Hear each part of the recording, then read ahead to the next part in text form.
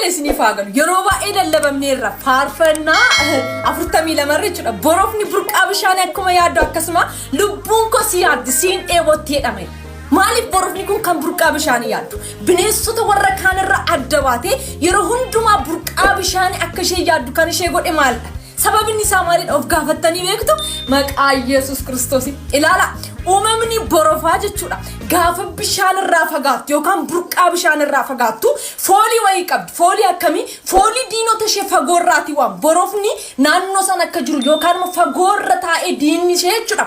Foolii ishee dhaggeeffachuu danda'a. Sana booda foolii sana hordofee ishee nyaachuu, ishee balleessuu yookaan immoo akka isheen hin jiraanne gochuu waan danda'uuf yeroo hundumaa jiraachuudhaaf yeroo hundumaa bultee bor arguudhaaf borofni kun maal barbaaddi? Burqaa bishaanii yaadde jechuudha. Kanaafiyyuu borofni akkuma burqaa bishaanii yaaddu akkasuma anis siinan dheebodha gaafa jennu maaliifidha? Kan nu balleessuu barbaadu, kan karaatti nu hambisuu barbaadu, kan yaada keenya hafuura keenya qabee kooluu galama keenya Yesuus jalaa nu baasee fedha mataa keenyaatiin yookaan immoo yaada diinaa keessa galee waan adda addaa keessa akka gallu kan nu godhu sistema adda addaa jira. Kanaafiyyuu yeroo hundumaa borofni kun akkuma burqaa bishaanii yaadde diinota ishee jalaatii ooltu akkasuma nuuf har'a burqaan bishaanii keenya jireenyi keenya kan nutiin badisa jalaatii oolchu kan nutiin fedha mataa keenya jala yaada mataa keenya jala biyya lafaa jala foon jalaatii kan nu oolchu eenyudha?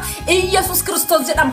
Akkuma borofni kun burqaa bishaanii yaadde du'a ishee jalaa oolte salphina jalaa oolte yookaan immoo boruu ishee argitu akkasuma nutis Yesuus nuuf laatameera kan ittiin jireenya argannu kan ittiin bor keenya mirkaneeffanne ilaallannu jechuudha. Kanaafiyyuu Yesuus Kiristoos akkuma borofni kun burqaa bishaanii yaaduu qabna. Isatu jiraachisaa keenyadha, isatu jireenya keenyadha, isatu bara keenya hundumaa gaafa dhuunfatu jireenyaaf nu laata. Kanaafiyyuu akkuma borofni kun burqaa bishaanii yaaddu akkasuma isa yaaduu qabna.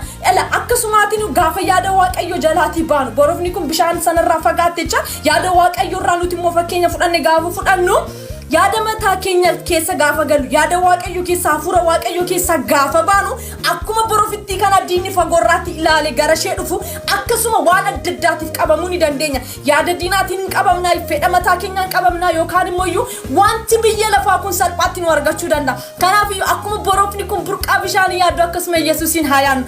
Gaafas diinotni keenya barbaadaniin argatan maaliif bishaan keessa galleera hafuura qulqulluu keessa galleera Yesuus keessa galleera gaafas keessa gallumoo diinni kamuu dhufee nu argu yookaan immoo nu nyaachuu danda'u jechuudha. Kanaafiyyuu akkuma borofni burqaa bishaanii yaaddu akkasuma lubbuun keenya Yesuusin haa yaaddu. Inni unuuf bakka jireenyaa, inni unuuf bakka kooluu galmaa, inni unuuf jireenya keenya bara bara waan ta'eef Yesuus unuuf